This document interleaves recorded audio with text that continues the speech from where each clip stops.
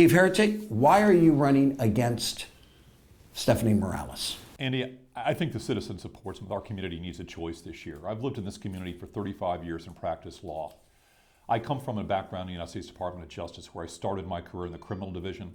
I was a supervisory attorney. When I came to Portsmouth, I began to witness a lot of things falling through the cracks.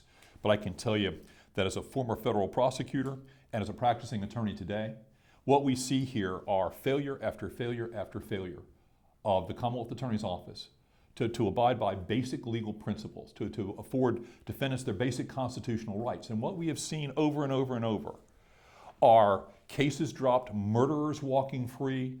Recently, someone who was charged with child pornography has been walked out of court. 2 weeks ago, I was in court where a young prosecutor blew a case of an individual who was charged with setting his girlfriend's car on fire and her house on fire with her and her children in it. And the judge dismissed the case because he was unprepared and didn't know how to examine basic witnesses. That's unforgivable. Criminal justice requires that everybody play their role. The judge, the jury, the prosecution, and the defense. And everybody has to pull their weight. And if somebody does not, for example, the Commonwealth Attorney's Office here in Portsmouth, then it doesn't work. People walk free that shouldn't walk free. And I think our community deserves better. I've lived here for a long time, and I can tell you, I hear gunshots at night. My family has also been the victims of crime. And enough is enough. She has been admonished by judges for failing basic principles of law, like providing discovery and also notifying witnesses that they need to show up. Comment on those and any others that come to mind. Andy, these are not legal technicalities. These are basic constitutional rights. Every attorney practicing law knows that criminal defendants have certain rights to discovery. This is every case. And it happens over and over and over in murder cases, in drug cases, over and over and over. It's inexcusable for it to happen once, but to happen over and over? This is the only office that I'm aware of in Virginia that has this problem. Take me through the process briefly on how you came to this place. You know, Andy, have you reached out to the people who have had loved ones killed and then the people responsible walk free? Are you lined up with those people? No, I've not reached out to them. They're reaching out to me. And frankly, I've gotten calls from, current and past public officials, mayors, council members, people on the street, in every aspect of the community asking me to do this. Believe me, I did not wake up a month ago and say, hey, I want to run for office again. But people are drafting me to do this because they know that I have the integrity, the commitment, and the dedication to get this job done right. And what about the family of the victims? They must be reaching out to you because they're upset, aren't they? They deserve justice too. They deserve closure. And to see someone who allegedly killed a loved one, a child, walking out of a courtroom free because the Commonwealth attorney violated the defendant's constitutional rights in the process is inexcusable. It doesn't happen anywhere but here. And it happens over and over and over. Was it one particular case that got you that said, I've got to run? I think probably it was a case I saw about 2 weeks ago where an individual was charged with setting his girlfriend's car on fire in the middle of the night, caught her house on fire, and she had to escape through the back window with her 3 small children to avoid being burned alive. The assistant Commonwealth attorney, apparently very new, not only hadn't questioned any of his witnesses, including the victim, before she walked into court, but had no idea how to examine basic witnesses, no idea of basic trial evidence. And no one was there to support him. No one was there to help guide him. I don't blame him for being a new attorney. What I do blame are people like the leadership here, the Commonwealth attorney, for not being in that courtroom with him, showing him what he needs to do. Now, what is your path forward to win? Now, because you're not doing this to lose, but you all are also doing it as an independent. Right. Why are you doing it as an independent? Because you have to, I know that, but explain to the people at home why you have to do that. Because you're a Democrat. I have been, but I got to tell you, Andy, the way I look at it, criminal justice is a standalone. We don't need Washington's problems in Portsmouth. We don't need Richmond's problems in Portsmouth. We have our own. And I won't be beholden to any political boss or any political party dictating to me what my agenda has to be when I'm running this office. Enough of the partisan politics. This is where I'm turning this campaign to the citizens of every political stripe and every political persuasion to say, look, I am here to offer a difference. And I hope that as an independent, people will be free to take my party label off and to understand that I'm going to be representing the community, not a political party. Do you think that you can get over the fact that she is the Democratic nominee and will do very well in the Democratic Party? Do you think she will with Democratic voters? I expect she will. But I think that anybody who looks at her record, honestly, apart from the political label that's on her, behind her name on the ballot, will understand that she's not doing the job. She's out, doing all kinds of trips. I think she's one of the most traveled prosecutors in Virginia. Her office is not the least bit transparent. We understand that she spent over $140,000 in legal fees avoiding a Freedom of Information Act request. I have judges who've been sitting on the bench for years that have never seen her enter their courtroom, and her office is down the hall. What does she do? This is what I'm after. If she doesn't want to do the job, or she can't do the job, someone needs to step up, and that would be me. What about the fact that the state attorney general, Jason Miyares, had to come down to Virginia Beach, we were there, and hold a meeting with her because it seemed as though things were amiss inside the office of the Portsmouth Commonwealth's attorney? I give the Attorney General credit for trying. The Attorney General is not her boss, but the Attorney General sees that the wheels have come off and he's doing everything he can do and his office can do to try to help make this office work. It's unheard of for an Attorney General to do that, and I give him credit for trying.